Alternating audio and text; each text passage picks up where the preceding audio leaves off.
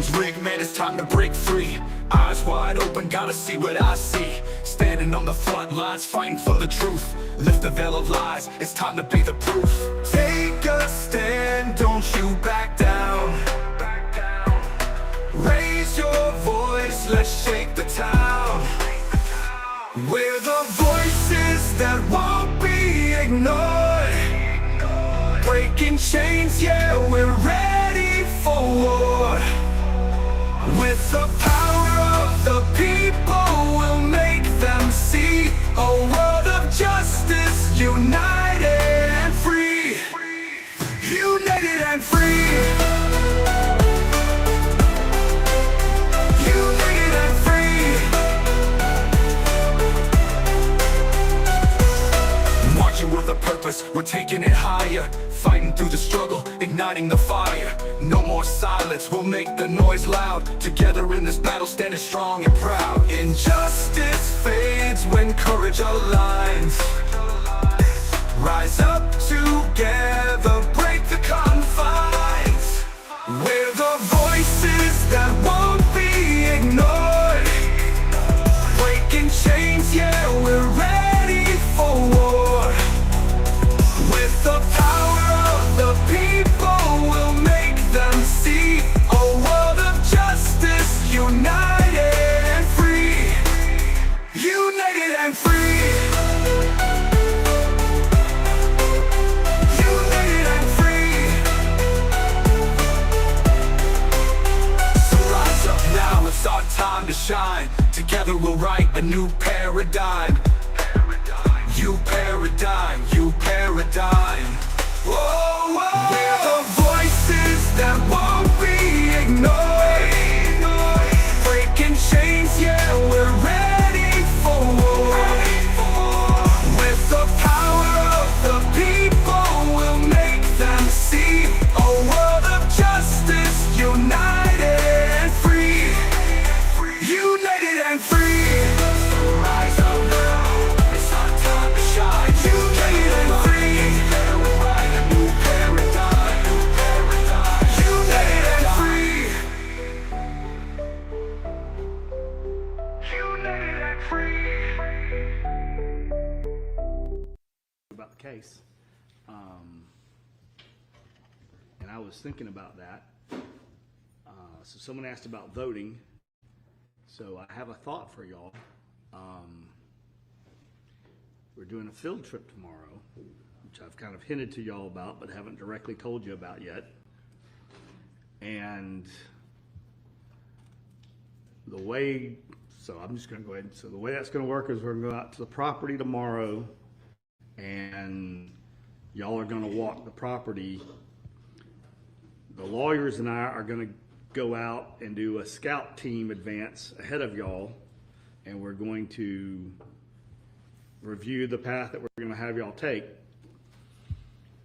The media is going to come with us, and then they are going to follow we're going to figure out the route. We're going to walk the route with the camera. We're going to excuse the media from the property. Now they may be sitting down at the foot of the hill at the driveway. Then y'all will come in, we'll walk the path, we'll exit. No one's going to say anything to you, and y'all aren't going to talk about anything while we're out there. There may be a witness or an agreement that the lawyers are going to have me read to y'all about what's different there or what, that kind of stuff. Now, we're going to bring lunch in for y'all. We're going to go out immediately. So there's going to be a period of time when we all leave the property and y'all come back, and we're going to have some time to kill while we need to eat lunch and y'all don't have anything to do. I can check in on having the bus stop at the Buzz, which is the Veterans Park over on Highway 20, which we're going to be going by, and that is an early voting location, and anybody who wanted to could vote tomorrow. Is that something y'all would be interested in? Throwing that out, okay. So y'all don't have to. You're welcome to. But anyone else can just walk around or go up the climbing wall that they have out there, right? Okay. So I will check on that. I think we have the bus till about 2:00. So I'll see if that's something we can arrange. I think that would be a good, give y'all something to do, and then we don't have to worry about if we run into the election day with the deliberations or even the trial, and that will better use y'all's time and give us an opportunity to grab lunch. So, all right, I will check in on that. All right, now that we've finished talking logistics, Ms. Frankish, if you'll go ahead. Thank you. Sergeant Hayes, you're still under oath from, I think, like 2 days ago. So we just listened to several hours of an interview, and I want to talk with you about that interview of the defendant. Are you trained in any of your continuing training or from posts in how to conduct interviews with witnesses? Yes. Let's talk a little bit about that. Are there different strategies that you're taught to use in certain situations that you're in with different, let's say, witnesses, suspects, victims, etc.? There are several different interview and interrogation techniques. And in this interview in the beginning, you kind of proposed to her alternative hypotheses of what could have happened. Can you describe that to the jury? Yeah, I believe specifically you're talking about when I offered, if something happened and she was defending herself, and something happened as a result of that. What is the purpose of that in an interview? Providing alternative theories, sometimes it makes people feel at ease that, what they might have done and isn't as bad as they thought. In the beginning, you asked Ms. Farris a lot about Scott Farris.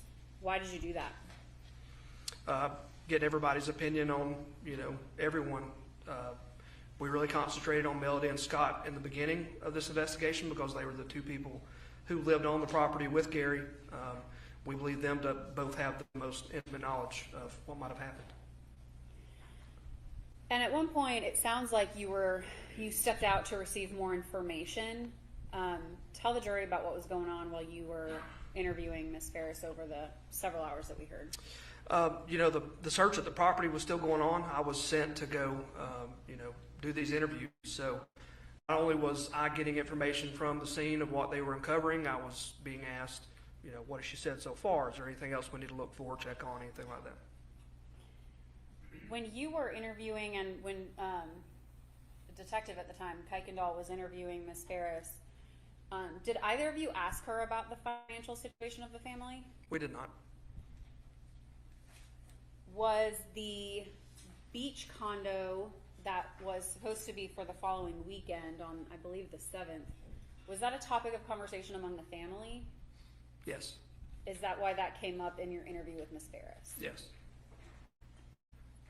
Was that something that you wanted her to tell y'all about, her perspective? It had been brought up several times, so we were curious as to that situation. At some point, you bring up Rusty Barton. How did you learn about Rusty Barton? During the search of the house, they found a credit card in her purse, credit, debit, I can't remember, in her purse with the name Roy H. Barton. And that name was brought to my attention. Did other family members bring up his name? Yes. Throughout her interview, did she ever mention having an open marriage? No. Did she ever mention Gary having other relationships? No. You asked her about Ted Wiley. How did you know about Ted Wiley? I believe family members on the scene have mentioned the name and told us about the affair years ago. When you asked her about Rusty Barton, well, let me back up. You asked her generally, and I can't remember if it was you or Sergeant Kuykendall, if she was currently in an affair with anyone. Yes. What was her answer? She stated she was not.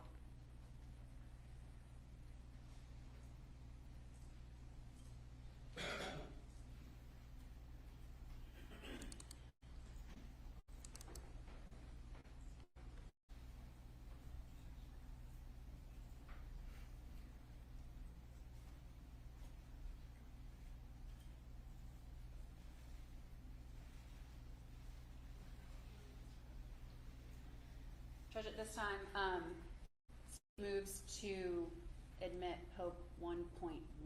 It's a portion of the report that's already been entered, but it's a voicemail that was within the report. All right, objections? No objection. All right, submitted. Well, let me back up to Pope 1.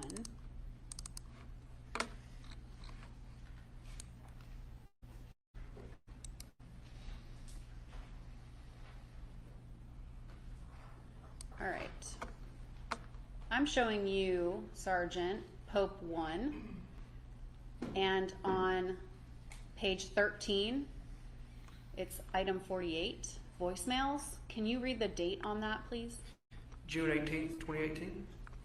And who does it say it's from? Melody. What's the phone number? 6.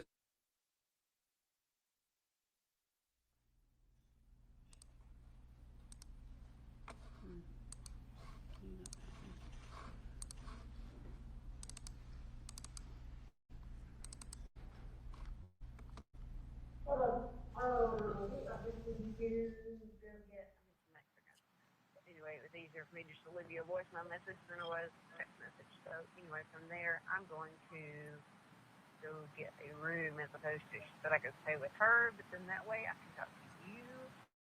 So anyway, I'll touch base with you in a little bit. I love you. Bye. And the report, this was from Rusty Barton's phone. Is that accurate?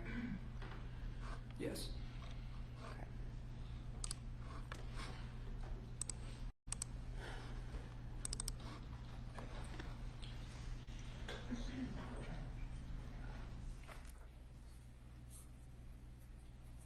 At that time when you were interviewing Ms. Farris, had the projectile been found in the home?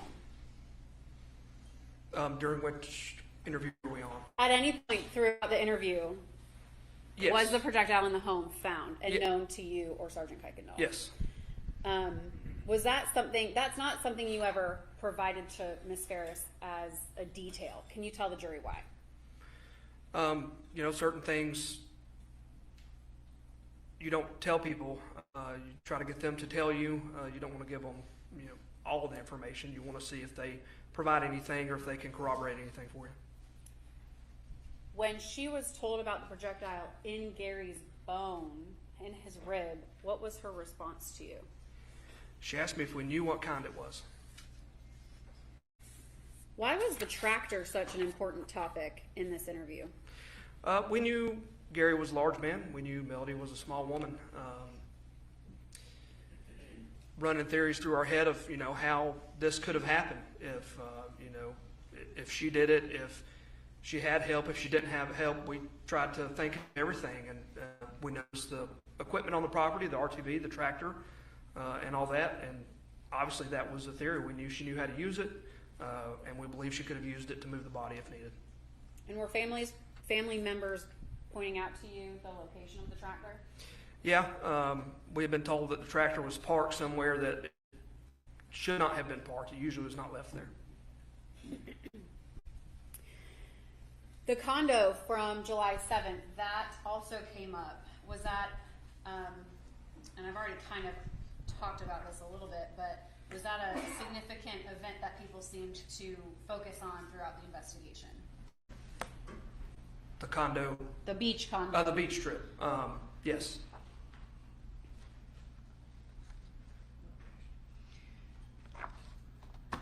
At this time, Judge, state moves to enter into evidence Hayes 55.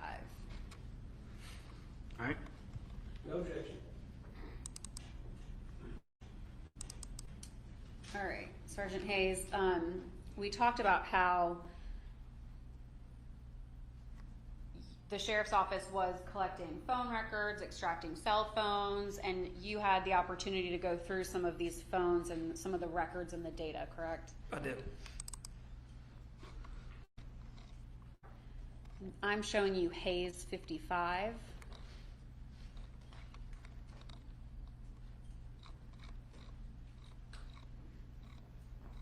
Okay, I want to start with item number 1. Who does it say that it's from?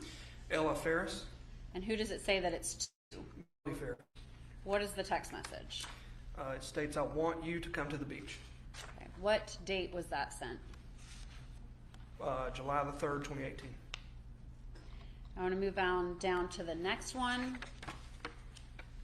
And this is a text from who? This is item number 2. Text from who?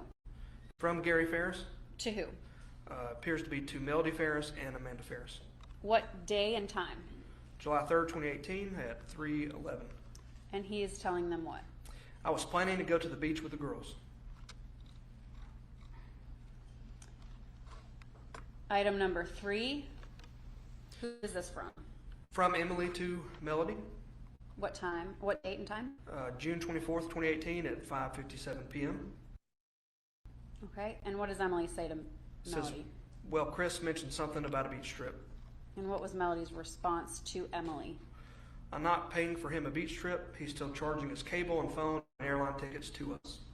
And what does Emily say to Melody? That's just what he told me. He said Daddy was wanting to go to the beach. And then on July 2nd, 2018, what does Melody say to Emily about this? Just giving you a heads up about things. Chris continues to charge his cable, phone, and airline tickets to Gary's checking account. Charged their honeymoon and their beach trip year you got married to us as well. Now another beach trip after I told him no and why.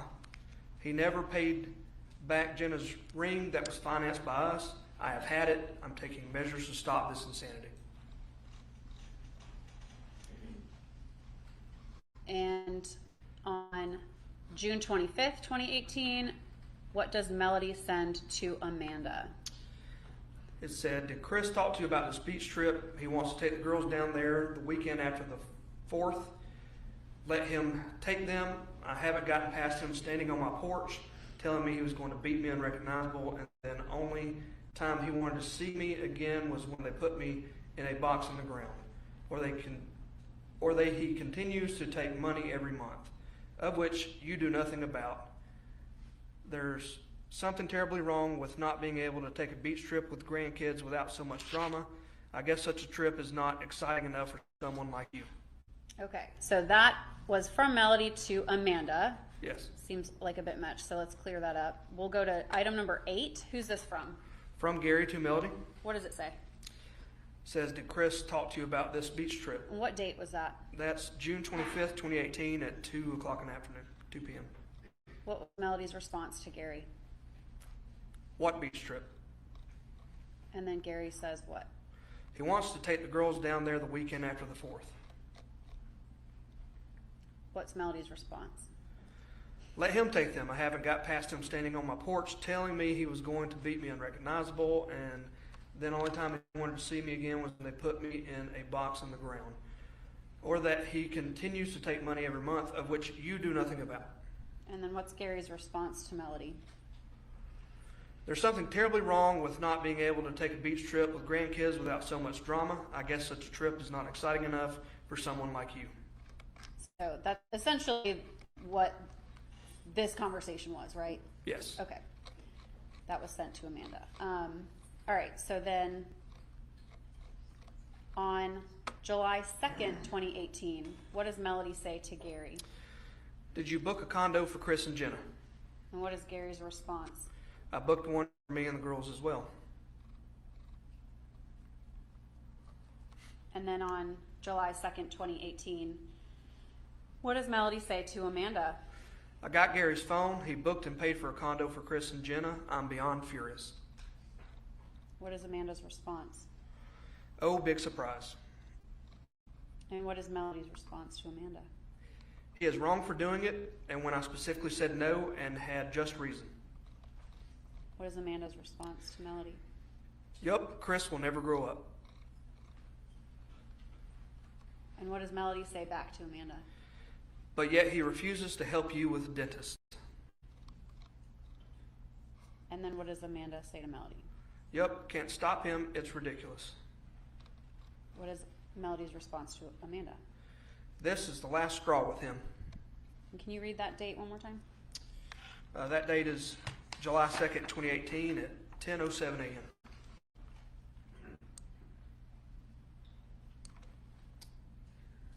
Okay, and that was Hayes 55.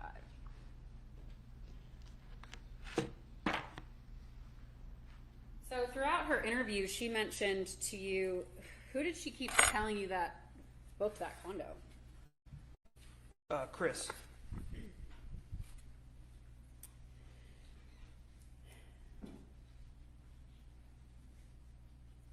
So there was a lot of discussion with Ms. Farris about plates being broken, multiple plates being broken. At any point, throughout getting returns for search warrants, did you find any videos or photos or anything like that about a plate being broken?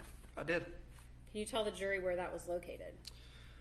We did a search warrant for Gary's Google Gmail account, and in those returns were several items of interest, but one being a video it appears that Gary took from his cell phone. Looks like his cell phone backed up to his Google account. At this time, the state would move to introduce Hayes 54. Objection. All right, it's been.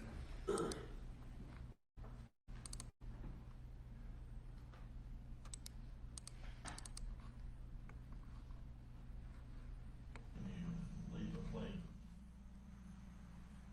Take it upstairs.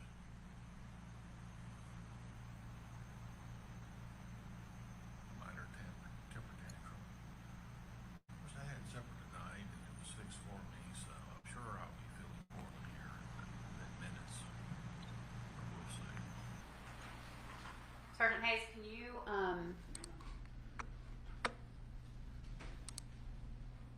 let me pull this up.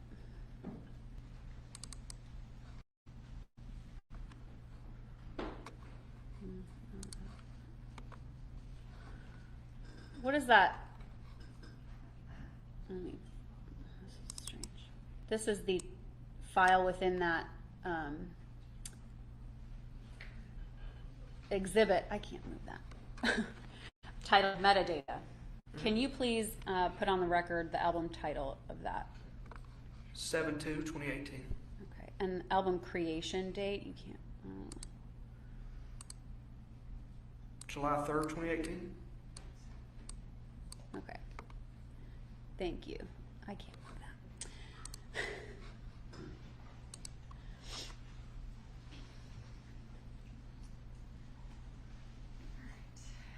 Eventually, she told you that she slammed that plate down.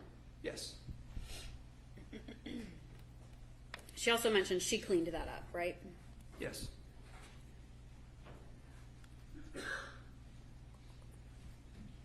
When she was confronted about a second cell phone, what was her response? She told us she did not have a second cell phone at the time. When we asked her further about it, she told us that at some point Sherry Cooper had given her one. I believe she just described it as an iPhone in a black case, but stated she had given it back to Sherry some time ago.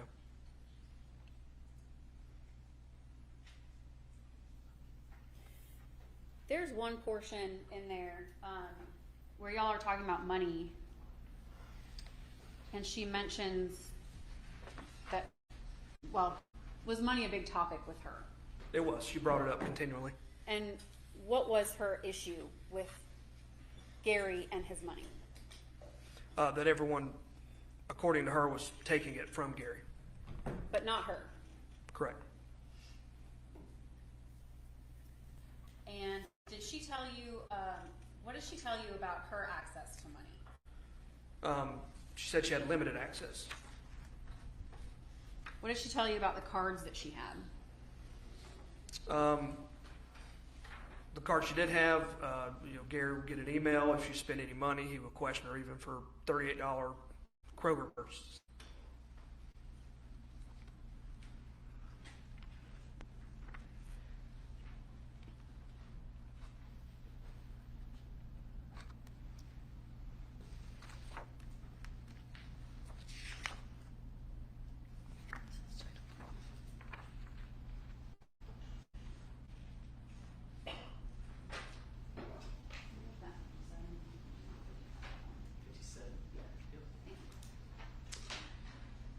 All right, at this time, state moves to enter into evidence Hayes 57.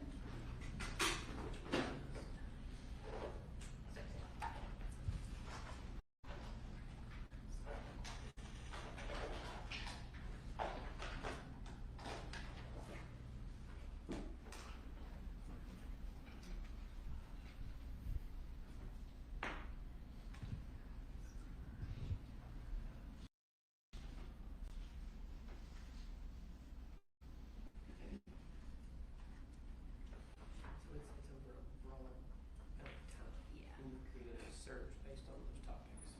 Yes. Okay. And then here's an attachment.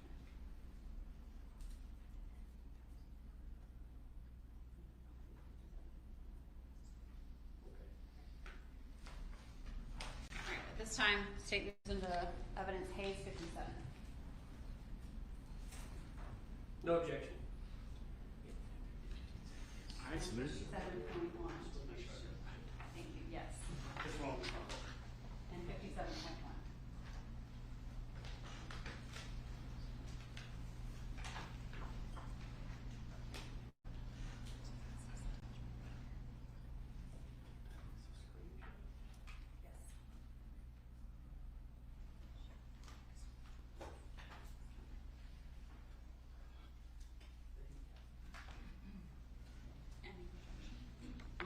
Yes. 57.1. No objection. I submitted. Go ahead.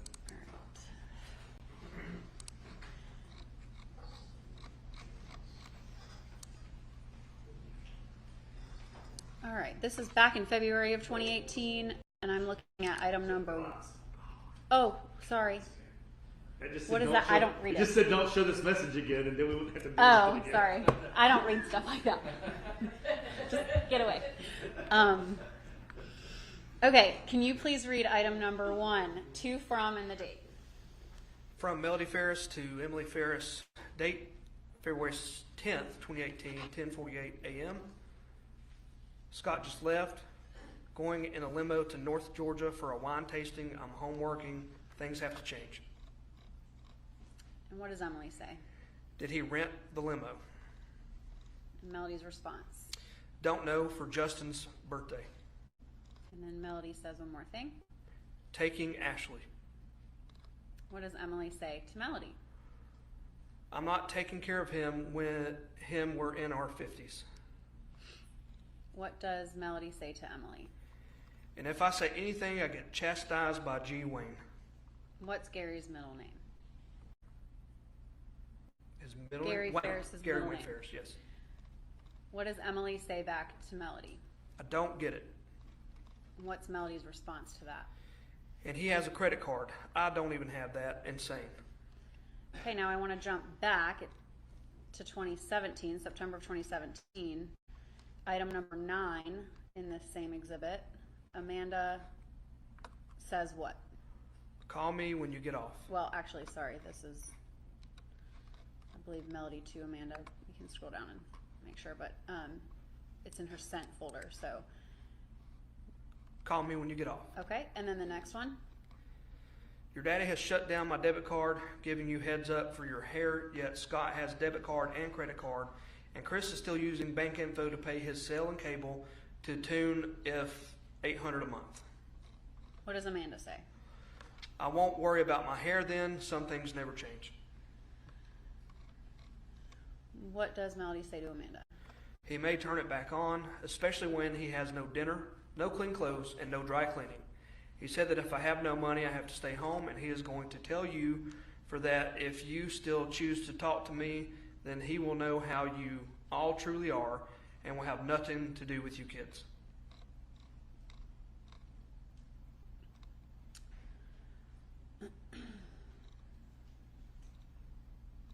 All right, let's scroll down to item number 15. This is, what kind of message is this? From who to who? It's an outgoing from Melody Farris to Scott Farris, What date? March 26, 2018. What does this appear to be? An attachment, a screenshot What is the body of that message? from your father. What is item number 17? From Melody Farris to Amanda Farris, What's the date? March 26, 2018. Is that the same date as the previous 2 items sent to Scott? Yes, Is it the same attachment? it appears to be. What does the body of that message say to Amanda? From your father, so help me God. Let's see if this will work. Okay. So I clicked on the link of the attachment and it brought up this attachment. Uh-huh. Okay. Now we're gonna go to item number 1 under data files. What is this? Appears to be a screenshot. What date was it created? March 26, 2018 at 12:03 p.m. And this is Hayes 57.1.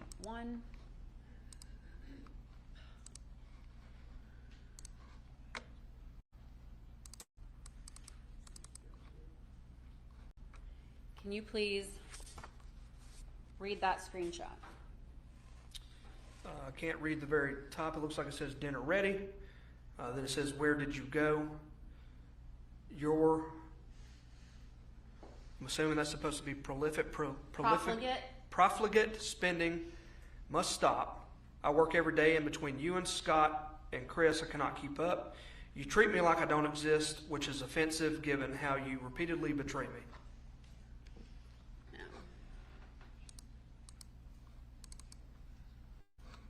Go back to Hayes 57.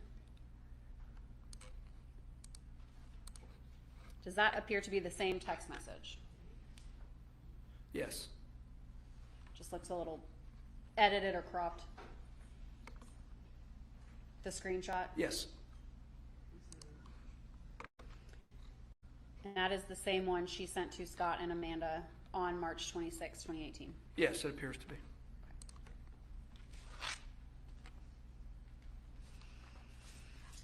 You mentioned you got returns back for Mr. Gary Farris's Gmail account. Yes. Would Gary Farris get financial notifications to his email? Yes.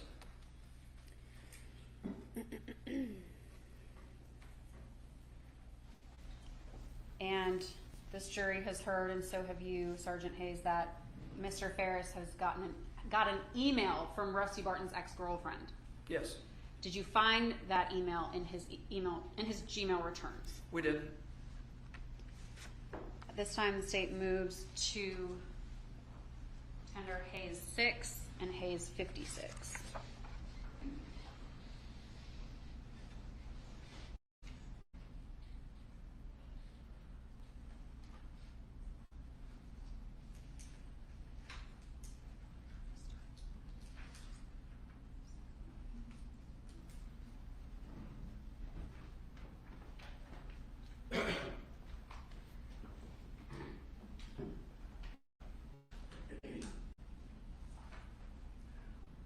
No objection.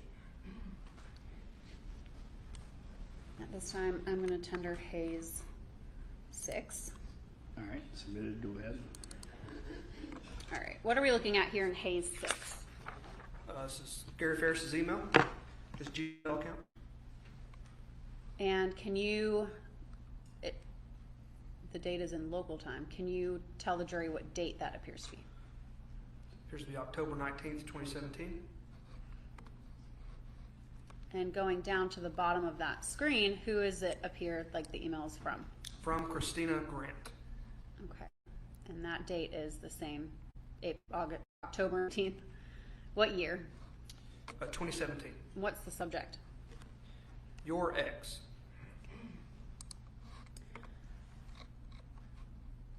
And publishing Hayes 56. And we're gonna start from the bottom of the document because we know emails print backwards. So, can you please read the body of that email into the record? Just FYI, your wife and Rusty Barton have been lovers for 3 years. And who does that appear to be from? From Christina Grant. Same date, October 19, 2017? Yes. And what does Mr. Farris respond with? He asked, do I know you? And what does Miss Grant say?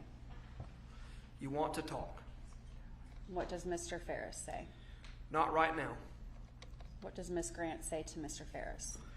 I understand. I'm pissed, beyond pissed. And that date of the last portion of the email was what date? October 20th of 2017.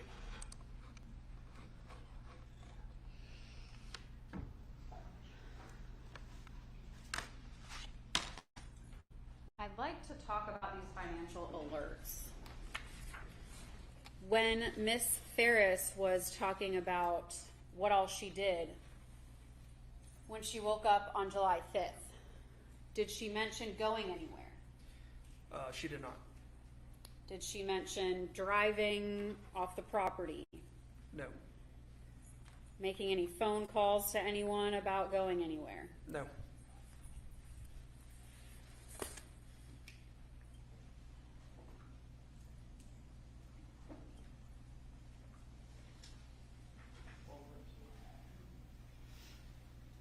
At this time, state moves to enter into evidence states exhibits Hayes 4 and Hayes 5. No objection. Thanks, good. I'm going to start with Hayes 4. So you got his returns back from Google, Mr. Farris's, Yes. where there were several transaction notifications. Yes. Okay. Were there any for the morning of July 5th? There was. To where? Walmart. And I'm showing you Hayes 4. Can you read that total into the record? The total amount was $450.43. What's the transaction date? July 5th, 2018. And can you read the last 4 digits of that card? 1727. I'm going to show you Hayes 5. What is Hayes 5? It's a Walmart receipt. And was Walmart able to provide the receipt for that transaction? They were. Now, I want to show you on page 2 of 5. It says date here, 2/8/1960, and then it looks like 14 hands, 750 milliliter. Do you know what that is? Appears to be a bottle of wine. And whose birthday is that? Melody Farris. And what account number is listed there? 1727. Okay, and the total matches that transaction? It does. $450.43.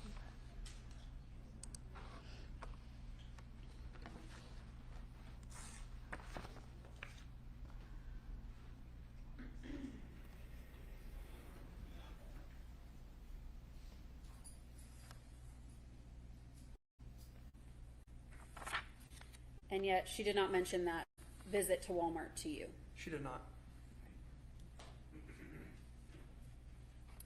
I want to talk a little bit about Rusty Barton. Well, let me ask you this. Did you ever find throughout the entire investigation a .38 revolver that was involved in, that could have been involved in this crime? We did not.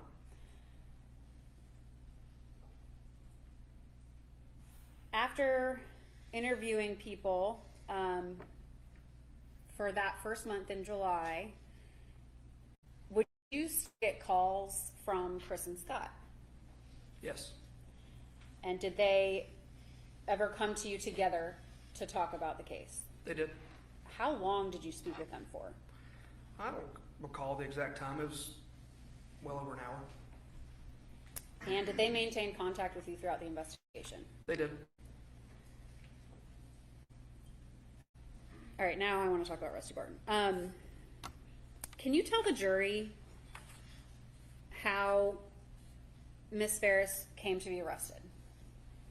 How she came to meet him? How she came to be arrested? Oh, to be arrested. I'm sorry.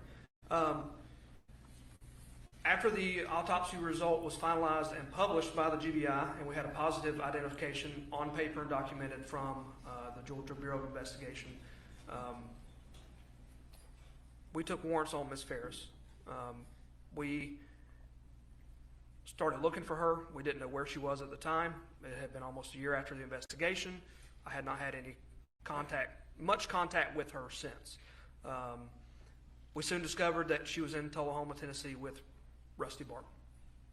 And how did she come to be arrested in Tullahoma, Tennessee?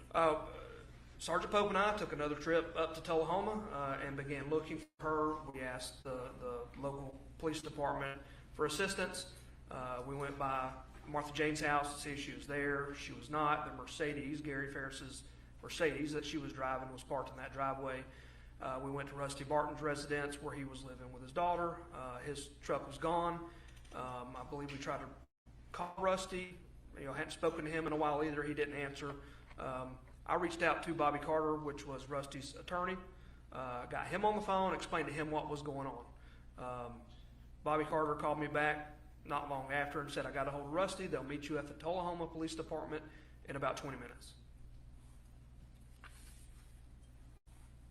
Prior to this, was Mr. Barton still recording their phone calls? Yes. And did Collier also record their text messages? Yes.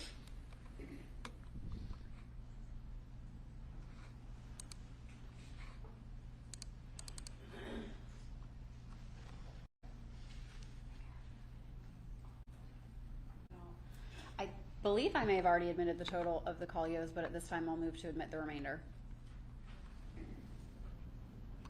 I can't remember, so no objection. You did 1.6. Okay. And then state will move to tender. It's titled text messages 18 within those. No objection. At this time, Sergeant Hayes, I'm going to show you text messages 18, State's Exhibit.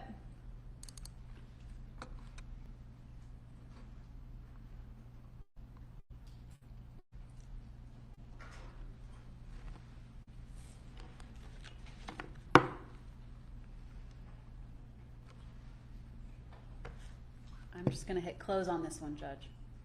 Okay.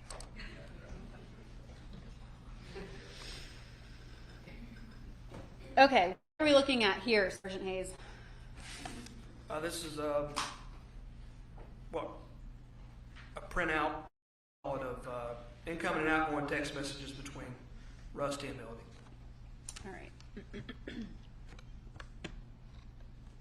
Does it also appear to list their calls? It does.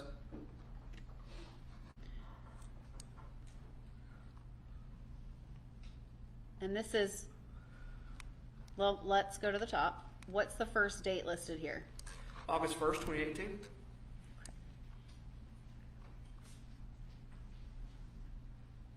What's the last date on this spreadsheet?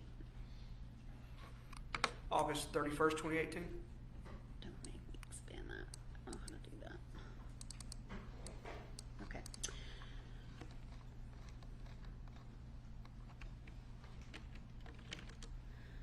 All right. I'm showing you field 522 on that exhibit. What is the text? It says incoming. What is that text? It says plain gold band. And what does 530 say? I love you, be strong, hand on your waist.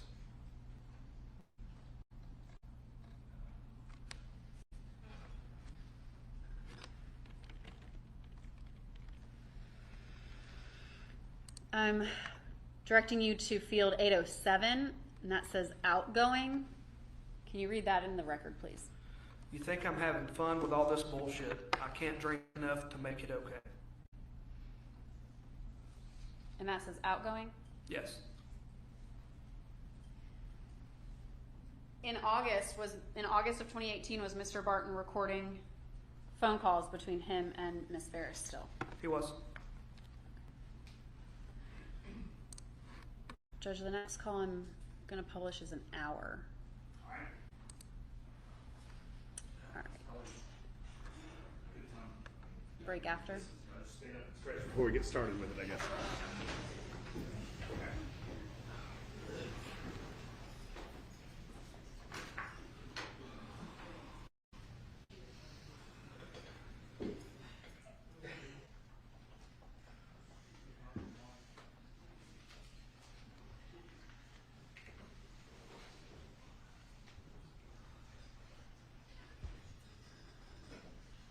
Somebody listening in to me complaining about right before we broke for lunch about it being warm, turned the air on for y'all. Don't want y'all to get too comfortable. At this time, the state's gonna publish Collio's 4. All right. You get him?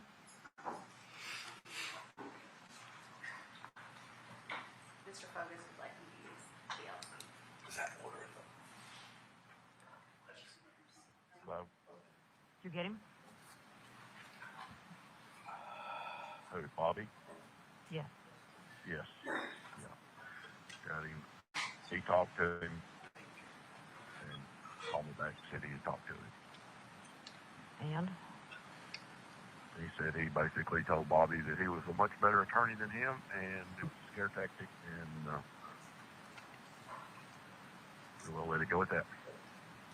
Well, he said, Melody, if they were going to arrest him, they would have done it then. They don't come up and tell somebody they're going to arrest you. Which is true. I mean, when you wrap your head around it, that's true. And he said, Melody, they can't arrest him. The TBI is going to have to go. He said, somebody And they said from there that. has. They said that. They said that I would be arrested here, and then they would have to take me, extradite me to Georgia. Right. So,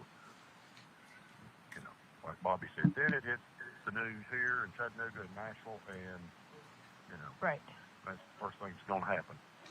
Okay, I don't know whether he told him this, but Manny said that you all need to get any information that proves that you were in town at that time.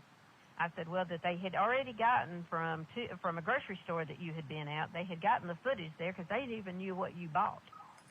He said they need to. He said because we're getting to the 30-day mark now, and he said it's going to roll off. He said you all need to get that footage and anything else that would prove that you were there. Not somebody's word, but a proof that you were in town. Okay, I'll tell him that. Do you know of anywhere else that you were besides Food Line? Well, they've got a list of Bobby has a list of my credit card statements, baby. Okay. He's got a list of where I was at. I wrote down and made up a timeline, per day of where I was, who I talked to, that kind of stuff. That Right. from Monday to Thursday of that week, and Bobby has that. Right. Right. Okay. So I didn't know what all he told him, but I don't know. I don't know what he told me. I don't know, but I have been right. But I've Baby, been upfront. fucking dying. I know you are. So am I. So am I. But he said, Melody, think about this. He said, I know both of you all are freaking out. He said, but Melody, we were in your house.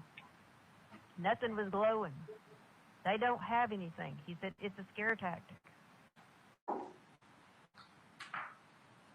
He said, I've got the report. There's nothing there, Melody. I said, okay, I said, I haven't seen the report. I don't, That's all they were talking about was putting luminol on, on things, and that it had been, apparently been cleaned up, Like, so I'm thinking, baby, did you get it cleaned up? Is it cleaned up? And then there's like, okay, he's been shot. Where's the gun? right. I asked Manny, I said, Manny, do you have a report from the GBI yet that says that he was shot? He said, nope, they're not turning it over. He said, so that makes me think that it's a lie too. He said, remember, they will lie to you. They will lie to me. They will lie to everybody. He said, Melody, and I tell you, there's no gunshot. There's no gunshot. And you know that. I know that.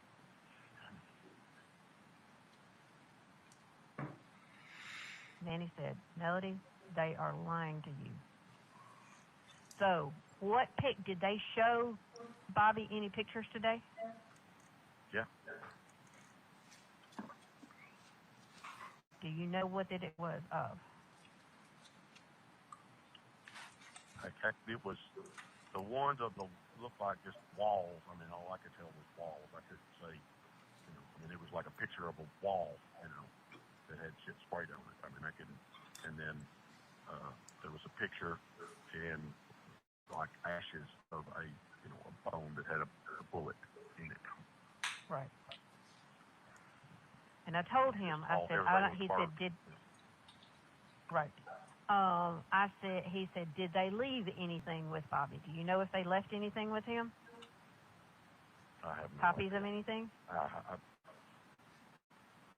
don't know whether I'm coming, going, or done with. I know you don't. I don't.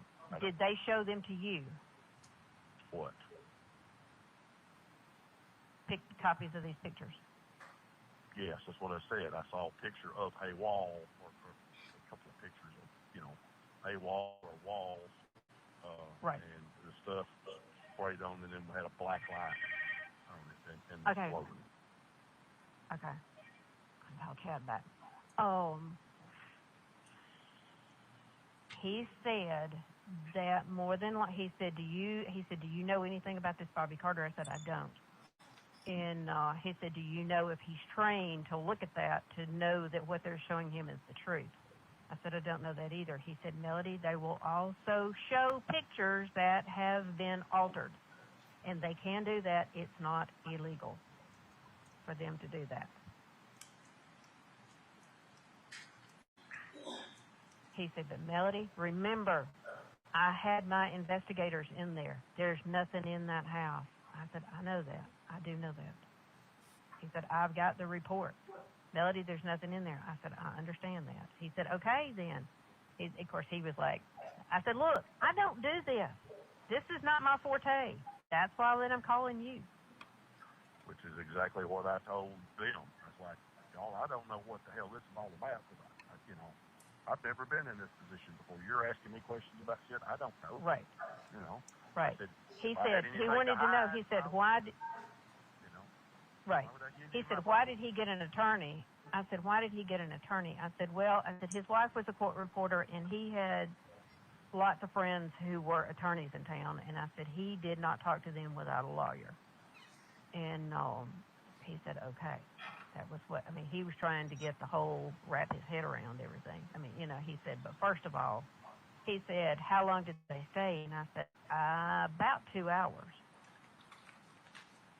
And he said, Melody, I said, look, you can tell me all day long it's a scare tactic. He said, but I'm telling you how that they would have worked.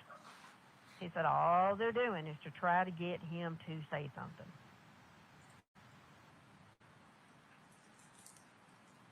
Where are you at now? I'm sitting in the Planet Fitness parking lot with 9 million other cars. Okay. When you've been to Martha Jane's house, did you take your truck over there? Yeah. See, she told me she told me this morning, she said, well, I might not should tell you this, that Rusty hasn't been coming in his car. He's going and borrowing somebody else's car to come to my house. Now, see, that's not true at all. I have driven my truck over there every time. Well, I knew you had yours over there the other time. Yeah. I pull right up front of the garage, just like always. And I thought, well, surely you would have told me that.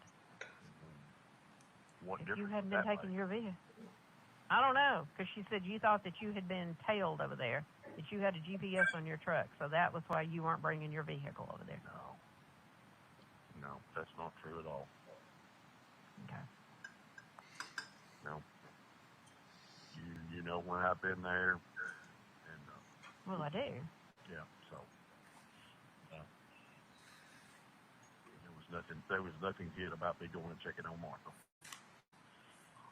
Well, were they in the same vehicle that they were in the other day? They all look alike. Yeah, it's one of them dark gray, blacked out, Right. Dodge Well, Something or the other day when they came, last Tuesday when they came, did they go all the way back to Chattanooga and then turn around and come back to Tullahoma? I don't know. And Martha Jane told me, she said, well, they got all the way back to Chattanooga, that you had told her that they went all the way back to Chattanooga, thought of another question, and then turned around and came back and asked you that other question. I don't remember whether that's right or not. I really don't. That could have been.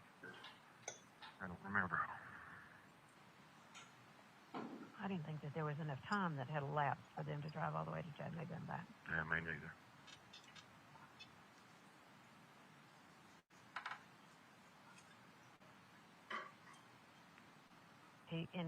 Manny, I'm interested to see what he's telling Amanda. But of course, Manny is going, because I told him, he said, "Are your two idiot sons still talking to him?" And I said, "I don't know, Manny." He said, "You know that they've got Scott's phone bugged?" And I said, "I do." And I said, "And we've tried to tell him that." And he said, "I'm not going to say that." He said, "But I think that they think that Rusty probably knows something and that they can scare him into telling you." And I said, "But Rusty doesn't know anything. He wasn't there. There's nothing to tell." No, they verified that. They verified that I wasn't there. And the only thing they beat up on me on is those 3 phone calls. Right. Right.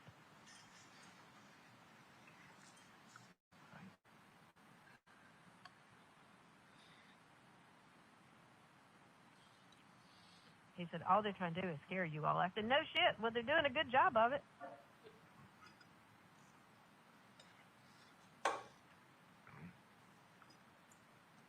The whole thing was, did you tell her anything? Did she tell you anything? That basically is it in a nutshell. That night, those 3 It's phone what calls. that they just repeatedly ask you today. Yep. Well, he asked me, he said, "What were the questions that they asked him?" And I said, "Oh, no, I don't know." I said, that was basically our conversation was, hey, they had come and they had, And he said, "Did they leave a copy of that with Bobby?" That I don't know. Well, that I don't know either. Mm-hmm.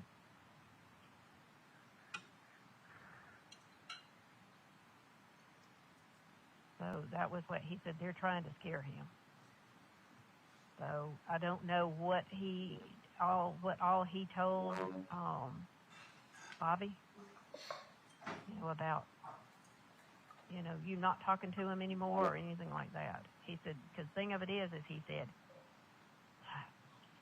"How long has he talked to him at each time?" I said, "Oh gosh, I don't know."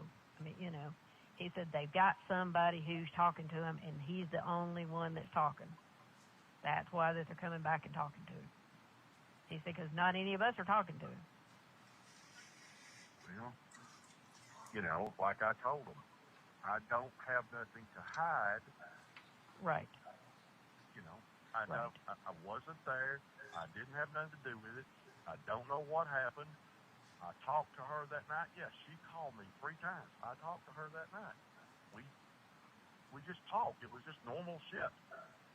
How did she have all that going on, doing all that, and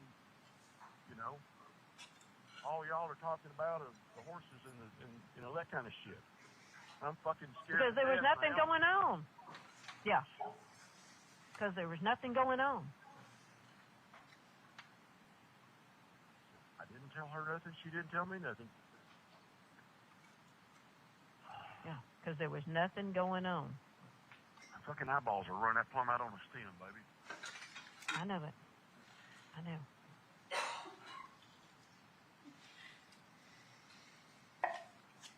I know you were scared to death, and so am I.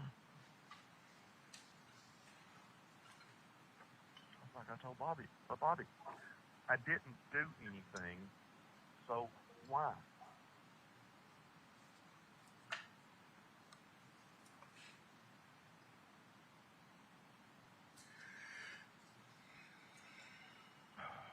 Baby, are you sure the house is clean? Baby, there's nothing in the house. I'm telling you, there's nothing in that house. Manny took his investigator through that. We went through that entire house. There's nothing in that house. Nothing. I can assure you, there's nothing in that house. And here's the thing of it is, there was no gun. There was no gun.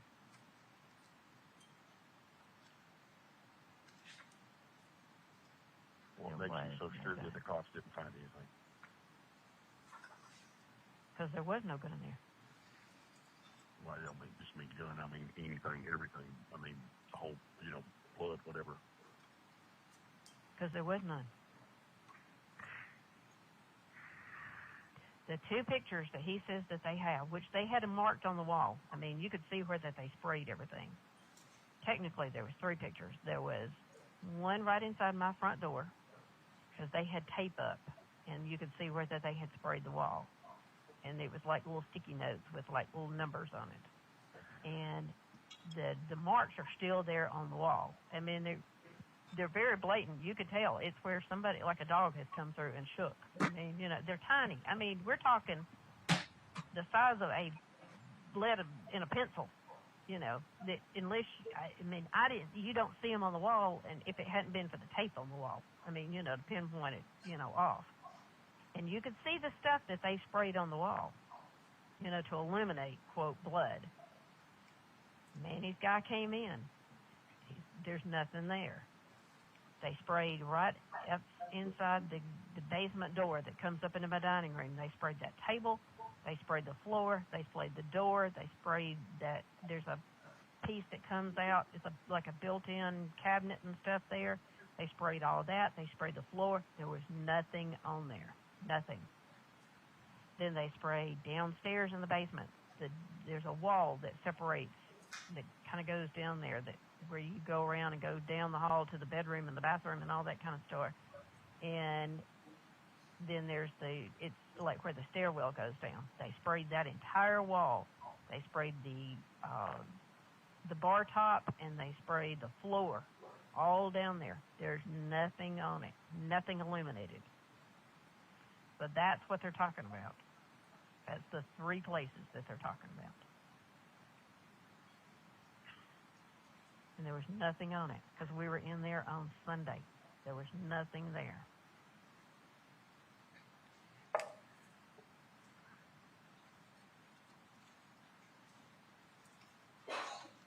Was I mean, there it's like they anything told in me. the 3 phone conversations about any of that? You and I, What three phones? that night that they're talking about, that July the 3rd, that we talked 3 times, Yeah. which to them was so out of the ordinary. No. What did we talk about? We talked about fucking. Which is our normal conversation. Which is our normal conversation. And The I'm ready to grandkids get back and to the- it. Yeah. And Ella and Addie were coming, and, I was going to Lake Lanier the next day, and, you were going up to the lake with Andrea.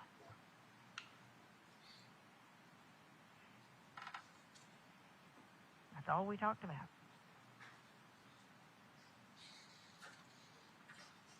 And that's what I said.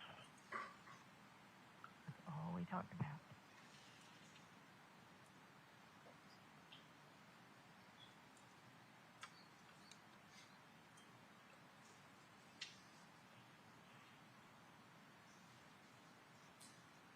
Where are you? But I honestly, in my gut feeling, I think that you are the only one that they've been able to, quote, talk to. They're not talking to anybody else, as far as I know. I mean, they could be talking to Chris and Scott every damn day, for all I know. But that's what I'm thinking, is that you are the only one that they're talking to, and they're trying to scare you into saying, hey, she did it. I mean, that's what Manny said. Do you trust him? I said, I trust him with my life. He said, then okay. He said, then... Baby, do you know who did it? Who killed No, him? I do not. No, I mean, somebody killed him. no, Who could have done it? I don't know.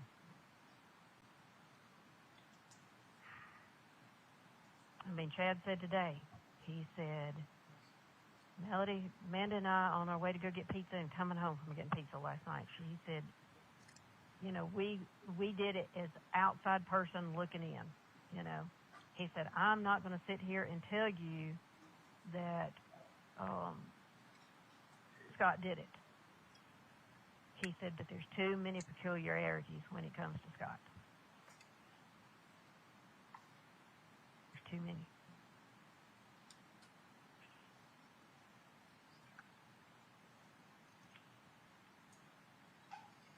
But Manny's right. You're the only one that's talking to him still.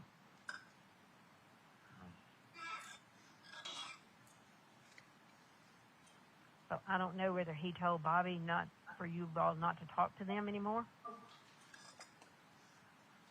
I haven't talked back to Bobby yet.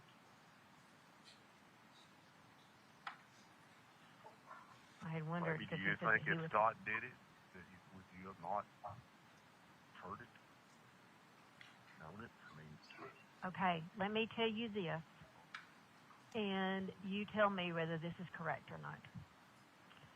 Back some time ago, we had a goat that had to be put down. She had given birth. I had worked and worked and worked with her, and I finally got the little baby delivered, and of course it was stillborn. Well, she never really quit bleeding and, whatever. And she was, and Scott put her down. And he told me he was going to put her down. And I said, oh, let me leave. Before you do that. I don't want to be here when you do that. Well, later on, he came over there and he said, well, I'm fixing to do away with that goat. And I said, you didn't put her down. He said, I walked up and put the gun right up to her. He said, and that way there is no noise. True or not true? I have no idea. I have never done that. So I don't know. Well, we're not going to Google it. No. No, I have never done that. So that's what makes me wonder. Of course, now, on the flip side to that, there was enough fireworks and stuff going off that night into, well after midnight. And probably they were still going off at 1 o'clock in the morning. People shooting fireworks and stuff. Now, if I'm upstairs in, like, my, the upstairs bathroom, and stuff, you can't hear anything up there. Well, do you know where you were when you talked to me? Upstairs. I was in bed. I know where I was at. Right. No, because I had taken the sheets off of Ella and Addie's, the big bed up there, because when Emily and Amanda and them, when Emily and Chris and Olivia had been there, I had slept upstairs, me and the dogs had. So, and I had just made that bed back. And I had gone up there and had stripped off the sheets and had put clean sheets. I was putting clean sheets and stuff on the bed up there. Of course, I was nasty from being outside, all day working and stuff. I had, took a bath up there. I vacuumed upstairs. All that kind of stuff.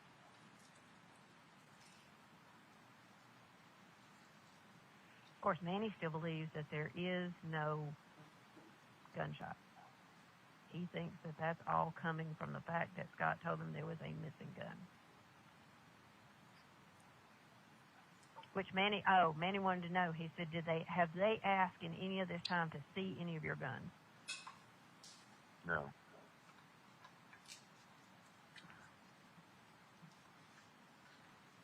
They just asked if I knew that all of my guns were in place, and I said, yes, they are.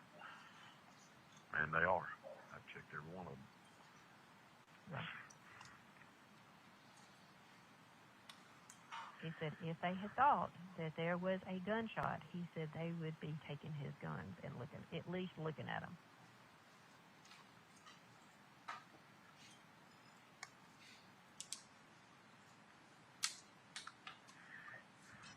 I said, well, they're doing a good job of scaring the shit out of us. I think that's true. I can't even fucking breathe. So I don't think I breathed from the time that you Good day called to and have said your you were heart going checked, down. isn't it? Seriously. Hell, I think we're having ours checked on how did they end it? I'm asking all these questions so when I talk to Manny again that I can tell him what did they, Did they just get up and walk out? What did they do?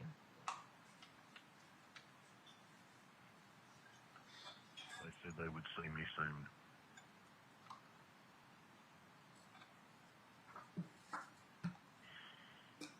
How were they dressed today? Polo shirts. Okay. Were they the Cherokee County ones? Yeah, it's the same two guys. Okay. Well, I didn't know whether they would have on just, Last What's time they the had Cherokee County they on? had on suits. These were polo. Right. Oh yeah, they had like an embroidered badge, I guess, on their polo Right. shirts. Right.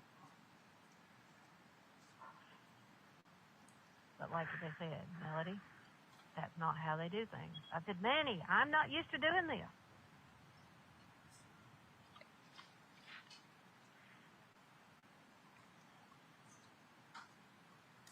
She said, you need to calm down. I said, oh, there is no calm in this, Manny.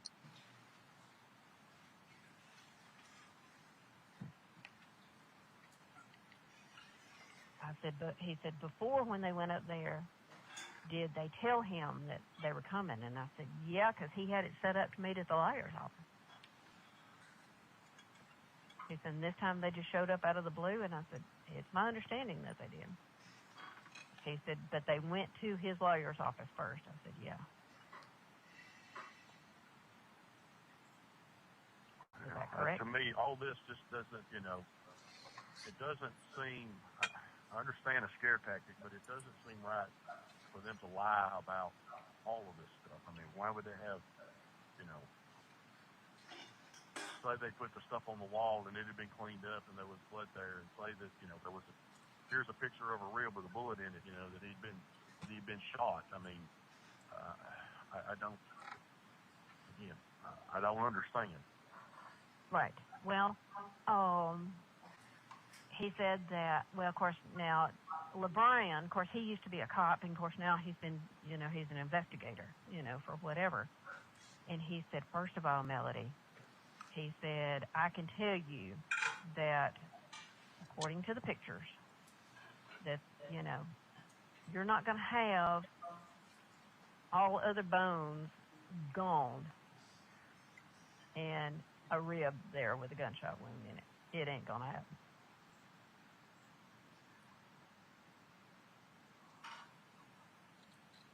He said, it's not going to happen. He said, I could have understood if it was he said, first of all, the shell, that it's not going to be in the rib. He said, it's not going to happen. And he said, I could understand if it was in a hip or if it was in like a big, he said, but Melody, there was nothing left of there was nothing left.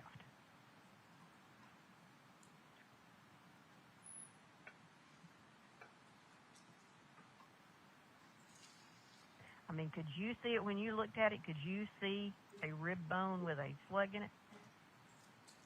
I could see a bone with it. I couldn't tell.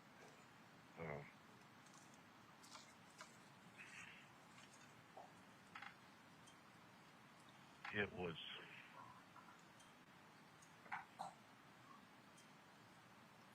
Let me think about the picture.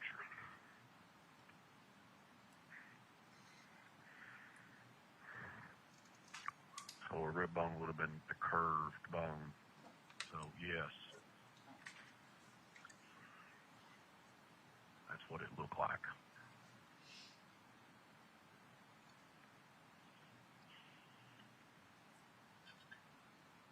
See, even I can tell you from when being down there at that burn pile, there was nothing like that left.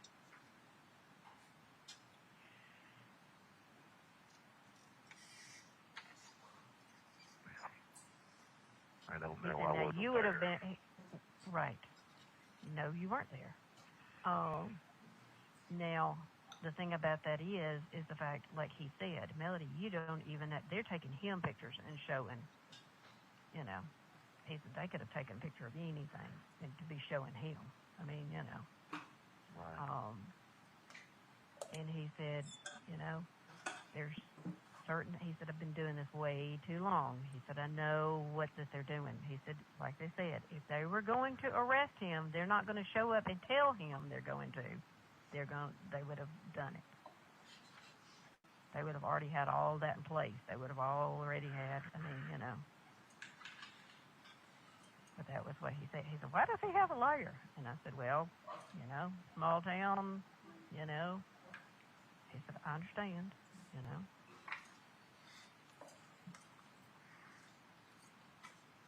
Well, I guess my only thought is, what if that is what they have? What if they do have that? What does that mean for us? I mean, Right. Well, that's the I thing don't of it is I understand. I know you're scared shitless, and so am I, darling. So am I. But I know that there's nothing there.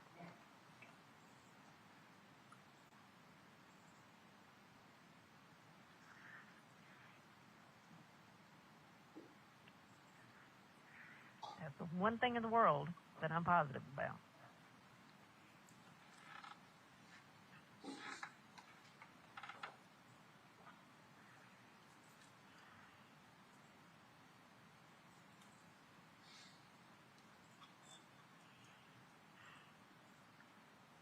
Which, when you stop and you breathe and you think about it, I can't.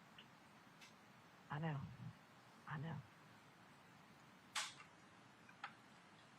But one thing about it is that I trust Manny in the fact that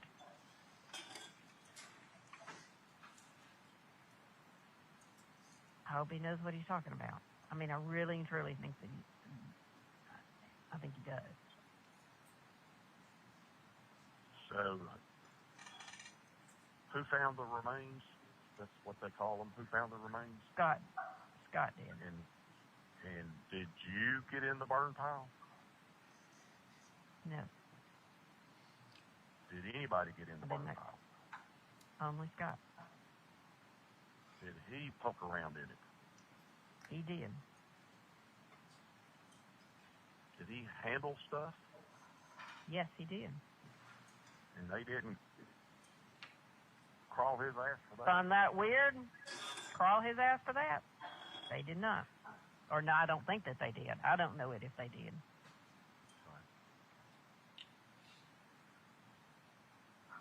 But even the paramedics that arrived at first you did on go, when he found it, you did go to the burn pile, so you saw there wasn't nothing or not much or what? Was me and Amanda, right, me and Amanda and Chris and Scott and Cameron and Addison were all around that burn pile. Every one of us. Okay.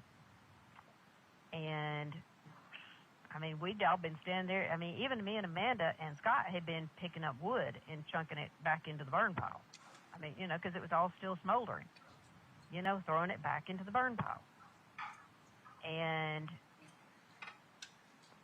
then Scott goes over, starts digging through there, picks up what, and I know that this is graphic and whatever, but you need to know it.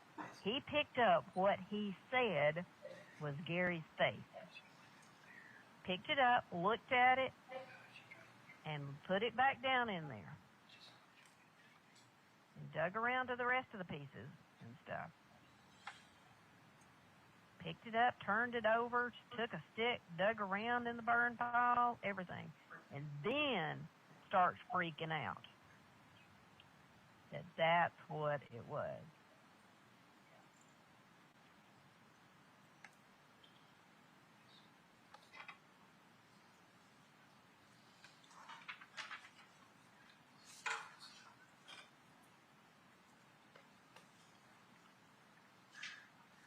Wow. Yeah. So see, you've got, okay, let me tell you this. Let me walk you through what all happened. When Amanda got there that morning, I walked out and sat down on the front porch and we were discussing what we're going to do that day, where they're going to go get something to eat there, what we're going to do. She wanted to go up to the outlets because Cameron was wanting a new backpack and going up there to do that. And Addison said, yeah, that was what she wanted to do, you know. And then they said, well, they wanted to go ride on the RTV. And they said something about Big Daddy and couldn't find him, that they had looked for him that morning. Well, then about that time, Scott comes walking up on the sidewalk to the front porch and said, you know, and Amanda's sitting on the steps, and I don't know, I was in one of the rocking chairs. And Scott comes up, and I said, have you seen your daddy? And he said, no. And I said, so he's not over at the barn? And he said, no. And I said, well, the girls are looking for him, and we can't find him. His immediate response was, there's a gun missing. And he jumps up and runs through goes in the house. And I didn't realize I was like, what? What are you, what gun? What, and Amanda's like going, what's he doing? What's he even talking about? Still, there was no panic with any of us except for Scott.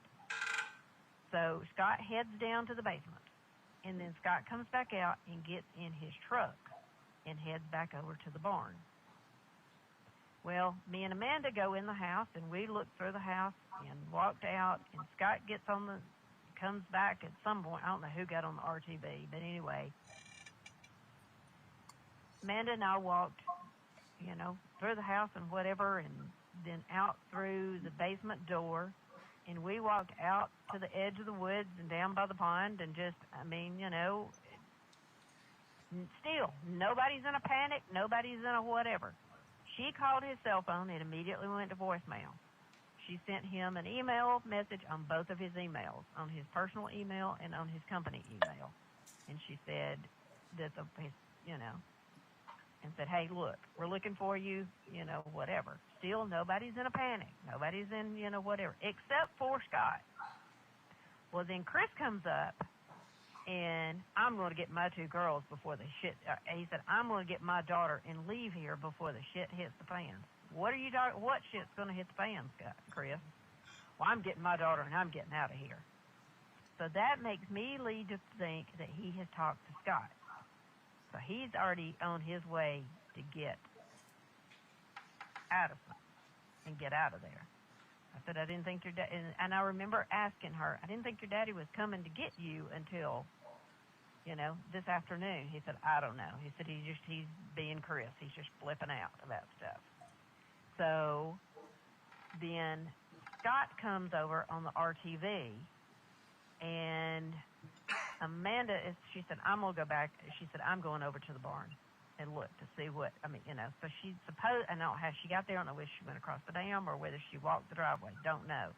But anyway, I hopped on the RTV with Scott. We rode back over to the shed over there, and he pointed out that the tractor was not in its proper spot. The tractor was not under the shed. It was back behind the shed over by the compost pile. Well, the tractor's not in the right spot. Well, I didn't put the tractor there, Scott. So from there, then we rode up the driveway onto the road of the property so that you can look down on the property from up there. We rode up there and turned around and came back. And then, I'm not trying to think how that we did, but anyway, all of it, me and Amanda and Scott were over there at that burn pile when he started pilfering through it. And Amanda started walking off back to the house. And that's when he said, when he told me, that's human remains in that burn pile. I've seen him 100 times. And I'm calling 911. But he's walking away from me as he's saying that. And me going, what are you saying? Well, Amanda heard it more than I did because he was walking toward Amanda. Well,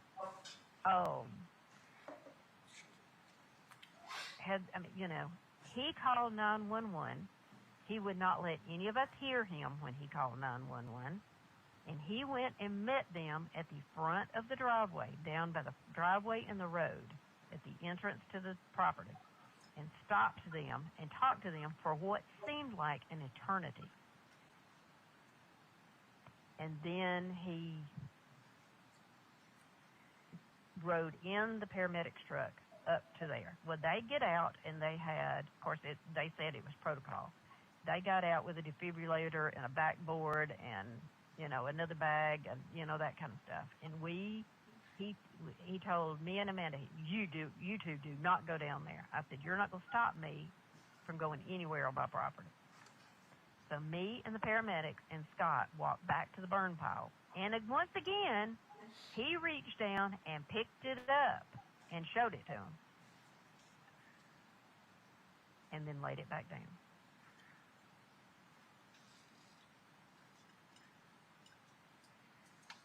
So then they radioed in something, and about that time the sheriff showed up. Of course, they're only 3 miles from my house, so it didn't take long to get there. They radioed back, somebody, and the sheriff got there.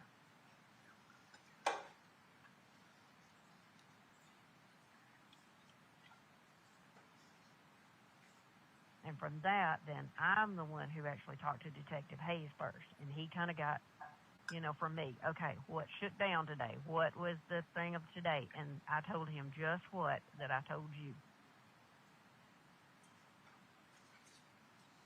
He wanted to know about Gary's medications, where they were, anything that I had on his medical history.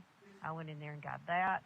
It was in Gary's office in a file folder. I went and got him what I had, and he did not take it. I mean, I have since found it, and they did not take that. It was still there. They did take his medication, and they took his wallet, and they took his cell phone.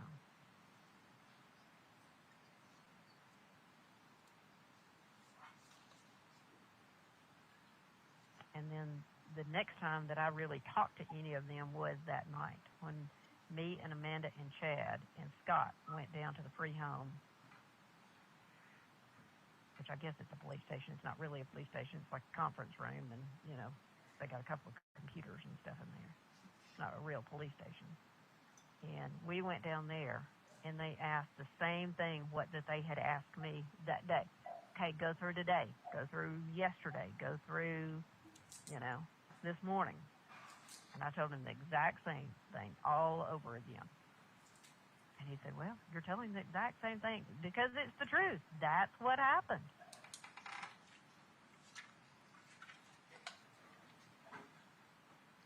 So then at 1:15, they said, well, what would you say if we told you that there was a gunshot wound to a rib?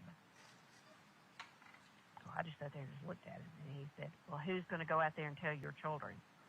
Me or you? And I said, well, I'm not going to go out there and tell them that because I don't know that it's fact. I'm going by what you're telling me. And they had already told, somebody in the midst of all of it had already told me they will know nothing until they take the remains down to GBI headquarters. You will know nothing. So that stuck in my brain that when he was telling me that, I said, look, you're just telling me that, I don't know that for a fact. Oh, so you know that there was, I don't know anything. That's what I told him. I don't know anything. Well, your son says that there's a gun missing. Okay. Nobody seems to know anything about this gun. I said, he is a gun freak. I said, he likes guns. He lives and breathes guns. He, whatever. He said, well, listen to me, okay? Okay. We need to be on the same page. Okay. All right? And so I don't want to be confused. But I remember you telling me he's on the burn pile. Mm-hmm. Were you lying about Scott? Scott, you think what? You tell me what happened. I can tell you that there should not have been as much damage as there was done. I don't know what that means. that body should not have been burned up.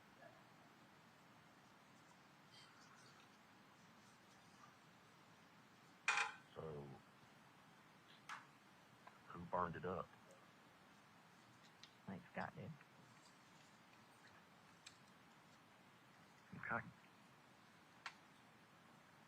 I think Scott did.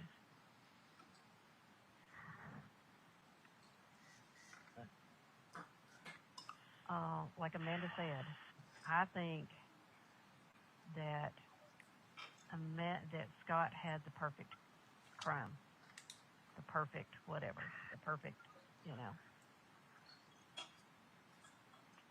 Except you saw him there, so did you try to not get Scott in trouble? No.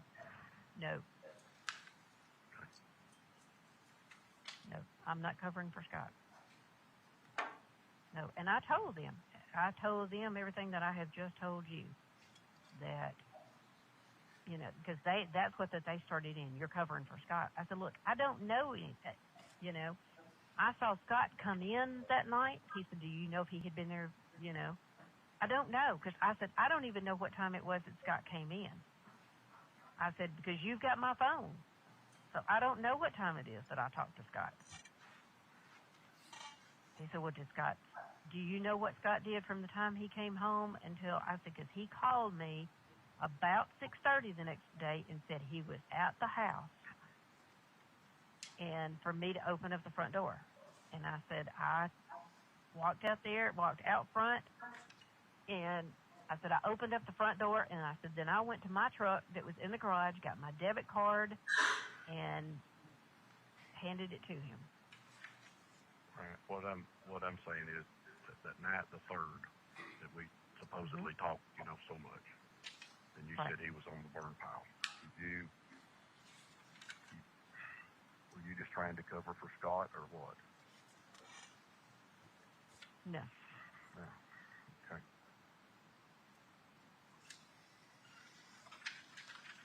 Now, I honestly don't know what Scott did or anything. I don't know. Do I have speculation? Yes, I do. Okay. So, did you tell me that night, the 3rd, that he was on the burn pile? I don't remember.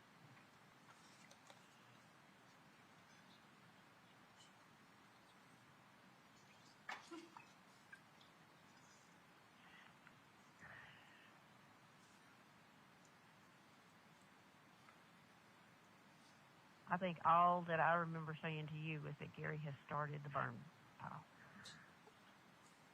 Okay.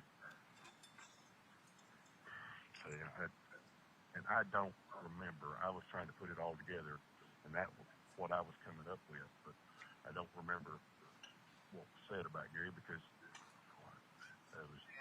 I had had some drinks, and I had some Advil PM, and, like I said, we talked normal stuff, and I listened, and Right. just kind of in and out. Did you ever tell them that you had drinks and Yeah. Advil PM? Okay. Okay.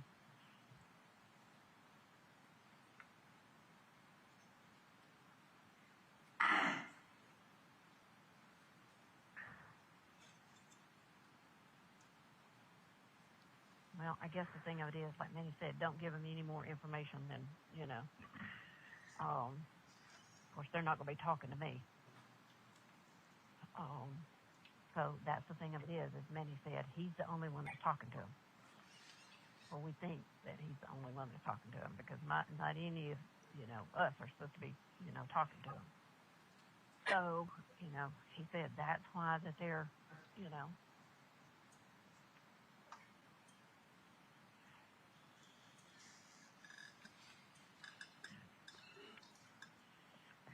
Are you still sitting at Planet Fitness? I am. Have you driven back through town to, well, I would think if they'd shown back up that Bobby would have called you. Were they sitting in his office when you got there? Yes.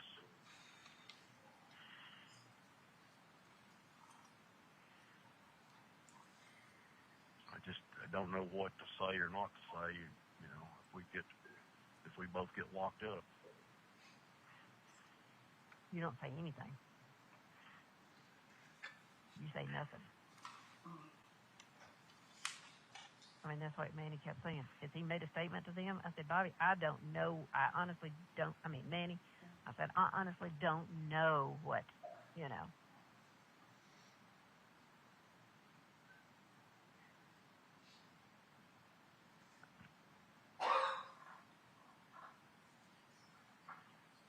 All they've Of done course, I guess his, ask questions, and like I told them, I haven't done anything. I wasn't down there. right. Right. And like he said, Melody, we've been in your house. There is no blood. Nothing illuminated. I've seen pictures. Nothing is illuminated. They have nothing.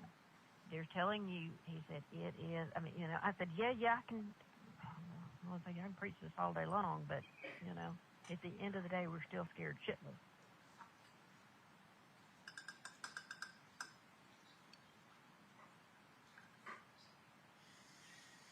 He said, somehow or the other, he said, do you remember, they started with you that first night, or not for the first night, but on that Friday, that there was a big hole in your wall.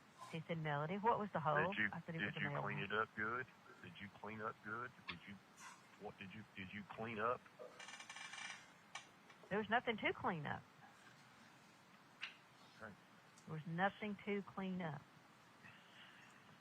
The big hole that they're talking about that was in the wall was a nail hole. All this stuff that they say that is all over the floor. They even said that there was a, quote, where a bullet had hit my floor in my basement. That there was a big, you know. Well, they had it taped. They did. Of course, that floor in the basement is hand scraped and hand whatever. It looks like old barnwood. It's made into the floor. We found 50 of the pieces in that floor that had the exact same thing, you know. So there was no, you know. I mean, his investigator took pictures of everything that they took pictures of. He said, we have our pictures, they have their pictures. We have them to compare, you know. He said, Melody, they're lying. He said, this is what they do. He said, you were there with us. You walked through that house just like we did. He said, you saw it. I said, I know. I said, but it's also easy for them, you know, for me to get a phone call. And I said, and he doesn't know because he's never been there. It's easy for them to show up with pictures. Because, you know, again, what I said. Right. And he said they could also be trying to get him to say, no, that's not her house. He said, we don't know that the pictures that they showed him were of your house, do we? I said, well, no.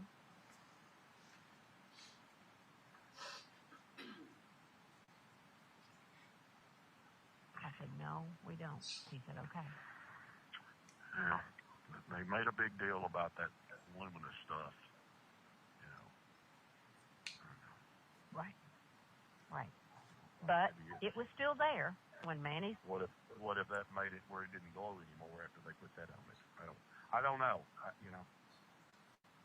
Well, it's all, you know, he said, Melody, it would have still been glowing when we came through that house. And he said, it wasn't. I said, there were 2 places on the carpet going up the steps that they had said something about.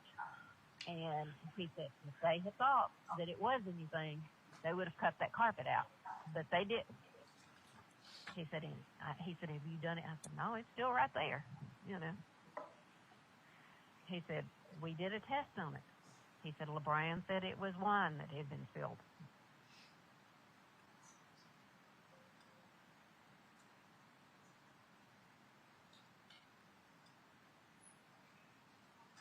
He said, Melody, if they had thought you had cleaned up everything, he said, they would have taken mops and towels and all that kind of stuff. He said, they didn't do it. They're all still there. He said, you had towels in your washing machine, remember? He said, they're all still there. He said, Melody, you had shoes sitting by your front door. They're still there. And it's true.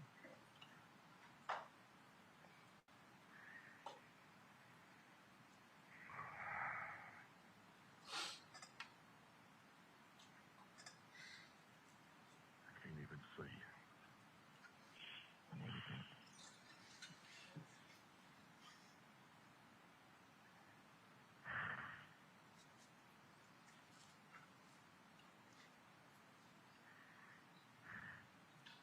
I'm wondering if did they leave any of them with your attorney?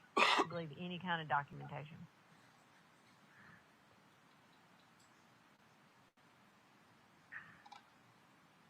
I don't know.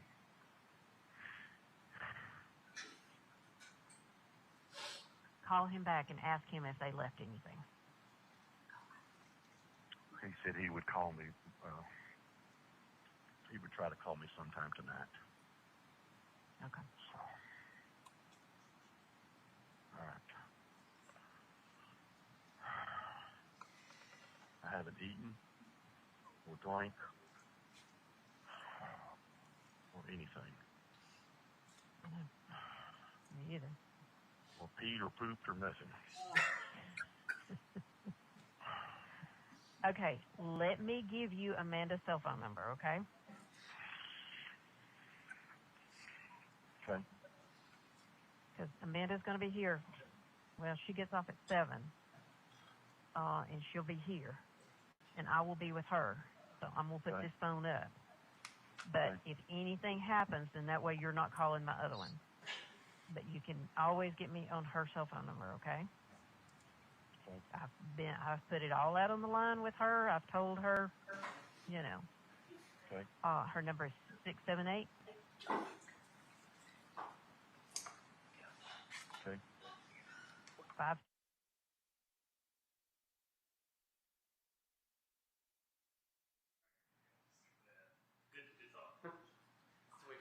Get to I don't know where it is. just skip it a couple of seconds. I can Jump here, forward. I can see if that. Oh, well, maybe not. I'll just jump. There we go. Oh.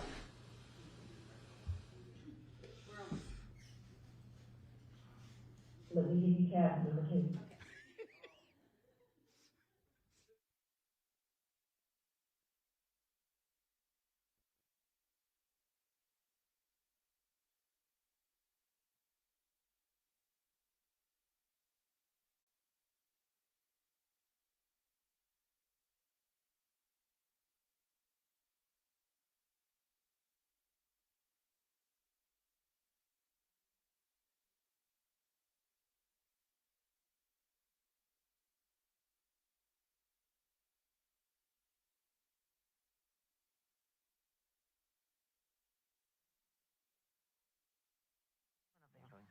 Anything happens, I will do that. All right. Okay. If you can eat you something. Yeah. Why don't you go ahead and right now take you either a Benadryl or take you 1 Advil PM. Yeah. That way it will kind of take you down, help make you breathe a little bit better. Okay. In the meantime, I'm going to get with Amanda and see if she talked to Manny, okay? Okay. And see what he told her. And I will let you know as soon as I talk to her. Okay. Okay. I love you. I love you. Okay. Do that for me, okay? I will. I promise. Okay. Okay. Okay. My hand on your waist. Hand on your waist, darling. All right. All right. Okay. Bye. All right, break for 15 minutes.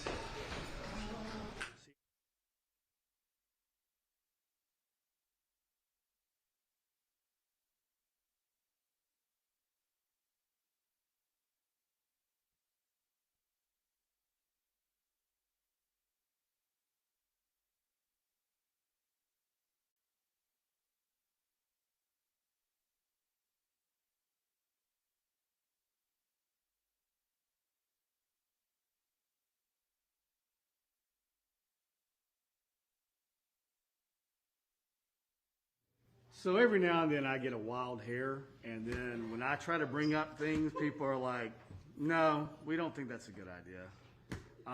Or it's a good idea, but logistically it's a problem. So we only have the bus for a short period of time. Security is worried about going over there, the election, anyway. So we had a brief meeting with the lawyers. Time-wise, my biggest concern is y'all are going to have a dead hour tomorrow after the field trip. And I'm concerned about that. I talked with the lawyers briefly during the break, and we think that we can work on matters that we need to deal with and then just cut y'all loose. So now then the question is, if we're going to do that, do y'all want lunch brought in and then go on the field trip, or do y'all just want to go on the field trip and then be cut loose for the afternoon and go out lunch on your own? I think we will start that around the plant. Y'all are going to have 30 minutes dead time on the front of it because we got to go out ahead of y'all. So my plan was to bring food in for y'all for that 30 minutes. So y'all can do that, and then y'all can go have second lunch if you want. So we'll stick with that part of it. So I only anticipate we'll be out the property y'all will only be out there for about 15 minutes. It's just 20 to 30 minutes there and 20 to 30 minutes back. But the lawyers and I are going to then leave, go out for lunch on our own, reconvene here about 3, work for 2 hours, but then cut y'all loose for the day. And I still think we're about the same timeline I was talking about, so I don't think that'll be a problem. So y'all can go vote on your own. Y'all can go to where I suggested. I've also heard that the line is exceptionally short in ball ground at the library, so you might want to consider that. All right. Wherever we were, Ms. Frankish, go ahead. But, 2 other concerns, sorry. If you don't, I anticipate y'all are going to be deliberating on election day. Y'all can take 2 hours to vote during the election day. I'll talk to y'all about when y'all deliberate later. Someone has a concern about an appointment. Again, during deliberations, y'all are going to be, it's going to be up to y'all on when y'all deliberate. So if somebody has an appointment in the morning, that's fine. Y'all can agree to show up at 10 o'clock and start deliberations at that point. So that should not be a problem. All right, now you can go. Thank you, Judge. Sergeant, hey, that call just listened to you. Can you put the date of that call on the record? August 2nd, 2018. All right, and what is the date of call yo number 5? August 3rd, 2018. All right, and at this time I'm going to publish call yo number 5.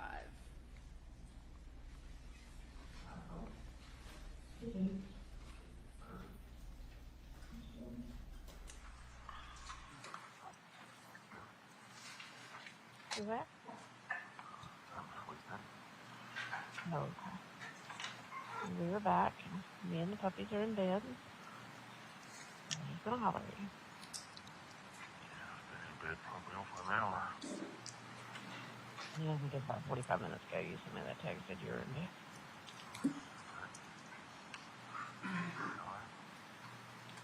Yeah, are you? Take anything?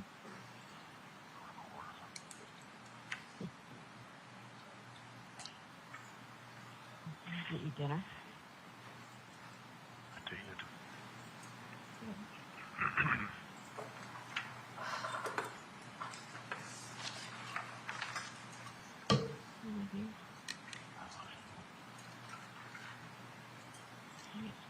Call me in the morning. Are you okay? Yeah. Did I tell you that Emily's sending out the thing about funeral arrangements? No. She, I'll just go back and read it.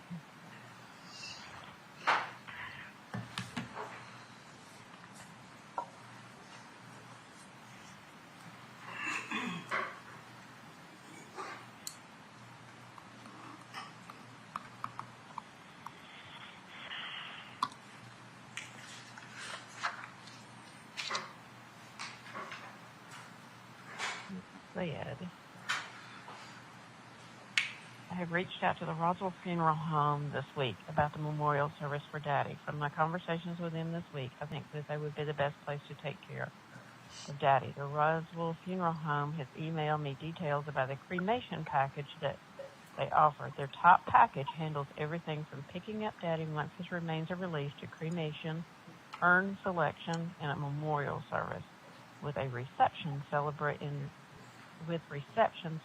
his life. Their honor cremation service is $7,595. I think that would be the best package for us to select. I have tentatively scheduled a meeting with the Roswell Funeral Home for all of us to attend on Sunday, August the 5th at 10:30 a.m. I think we should go ahead and meet with them and decide on service arrangements. The funeral home reached out to the coroner's office, and Daddy won't be released for a couple more weeks. We should have the funeral home lined up so that when Daddy is released, they can pick him up immediately. From there, he would be cremated, and service would be planned within 5 days. Again, personally, I feel that the Roswell Funeral Home has gone above and beyond to answer my questions, and I feel comfortable with having them handle this for us. I think we should go ahead and plan to meet with Roswell Funeral Home on Sunday so that we can have this experience together as a family.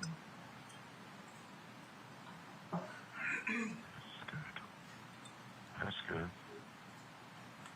Is $8,000 not expensive? Too expensive for something that they're not going to be doing anything to a dead body?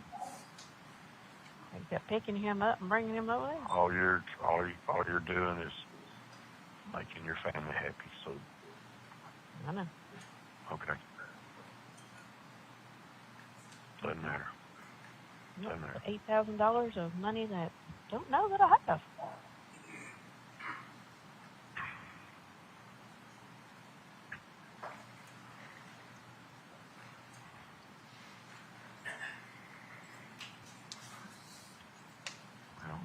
Should be very interesting.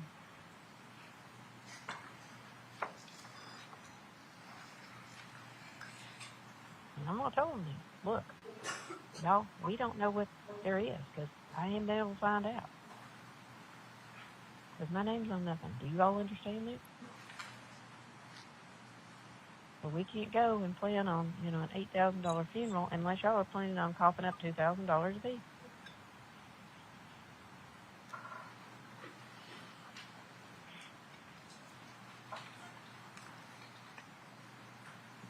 Am I not right? Emily's taking the bull by the horns. Let her take the bull by the horns. Exactly. And just keep my mouth shut. That's right. But when it comes down to paying for it, then she gets to sign for it. Exactly.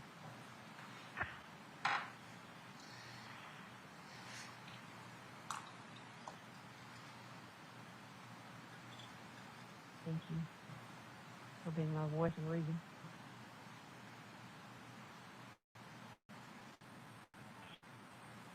Don't fret the small stuff. Do the right thing.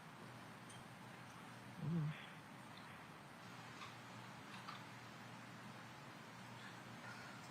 But at the end of the day, I keep thinking, I can't stand over there and go, find my name on the line for $8,000 that, I don't know when I'll get my hands on. Oh, no, your name ain't on the checking account, so you can't do it. No, can't do it. And you can tell her that. Yeah. But you go there and,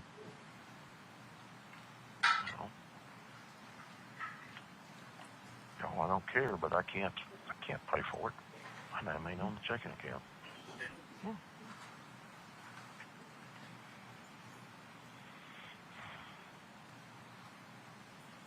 Just details that everybody y'all have to work through. Just don't fight it. Mm-hmm. I love you. Thank you. Me too. Me too. Huh? Did you stay for Caitlin's soccer? Yeah. Just practice, but What'd you end up doing for dinner? I had her because the rest of them went to the football game. Oh, okay. She didn't have nobody to take care of her. Okay. What'd you eat? Hamburger. Just making sure you ate. What? Making sure you ate. I ate. I love you, sweetie. Love you, baby. All right. Call me in the morning. Yep. Okay. I've got my phone with me. So we should wake All right. up. Okay. Love you. I love you. Okay. Yeah. Bye.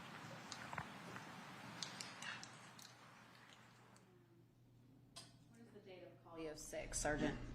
August 15th, 2018. Publishing Collio 6. Why didn't you call me like you said you would? Because I didn't.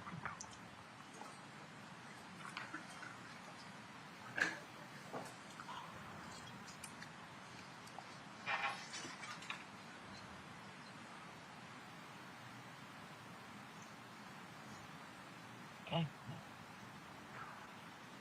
I talked to a customer on the way home. I talked to Jimmy. I FaceTimed Mason. I got ready for And bed. I then got you in could have bed, called me. and I didn't. And you've been drinking. Damn right. I drink every night. Well, that one's on you too, isn't it? That's a good way to face this, is to drink every night. I sit in my room and I drink, Well, and I take my okay. pills and I go to sleep. Just so Well, I can that's get no way to through it. handle this, is it? I ain't You know, handling I it. have asked to talk to you. I have begged you. I need to talk to you.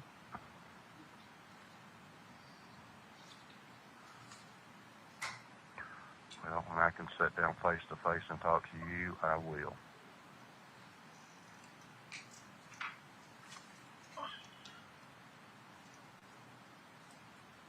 I love you. Good night. I love you too.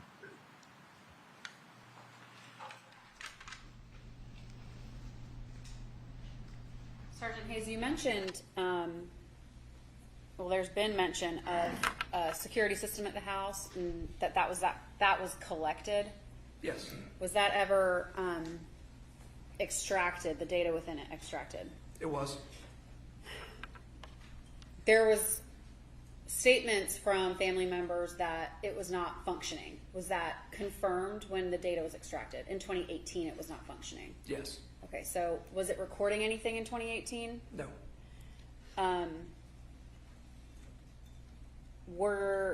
When it was extracted, was footage able to be extracted from that machine? Yes. The DVR, That's correct. but nothing from 2018, right? Correct.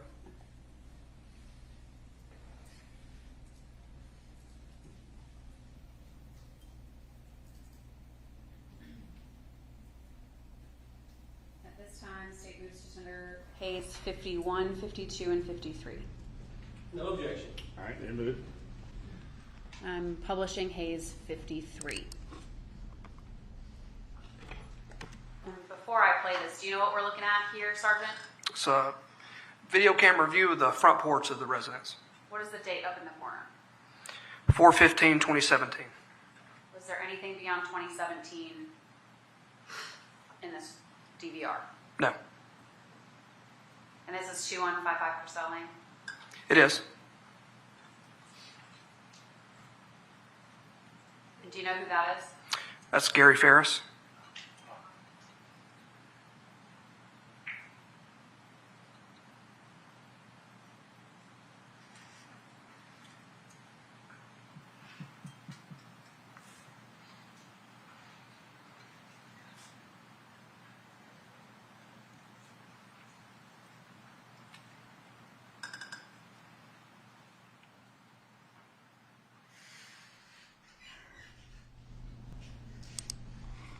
State's now publishing Hayes 51.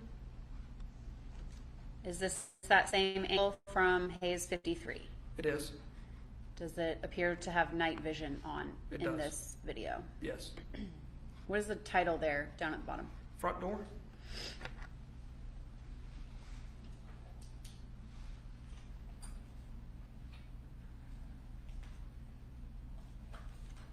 Who is that? Melody Farris?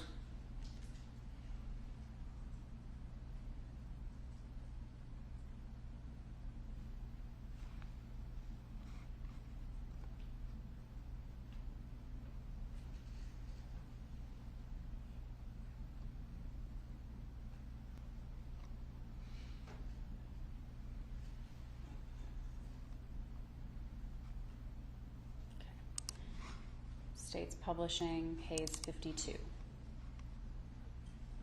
this appear to be the same angle that the two previous clips are from? Yes. And what's the date on the top left corner? April 30th, 2017. Thank you. Who's that just walked out the front door? That's Melody Farris. And who's approaching from the sidewalk? Scott Farris.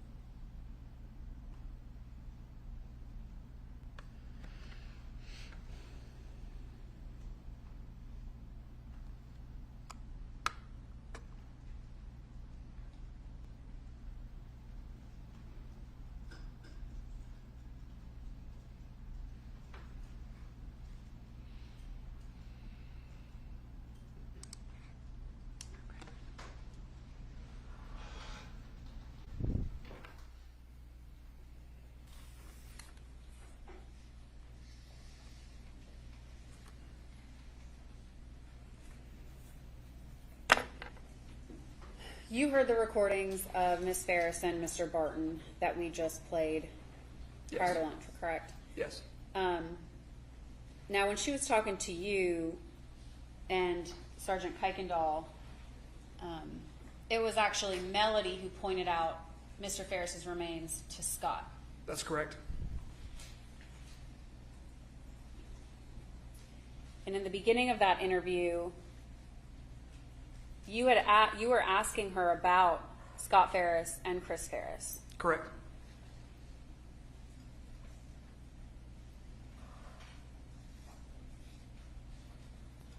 And basically, she was telling you he wasn't going to cut his gravy train off in reference to the boys. Correct. And the gravy train is who? Gary Farris. Thank you, Sergeant. That's all I have for you.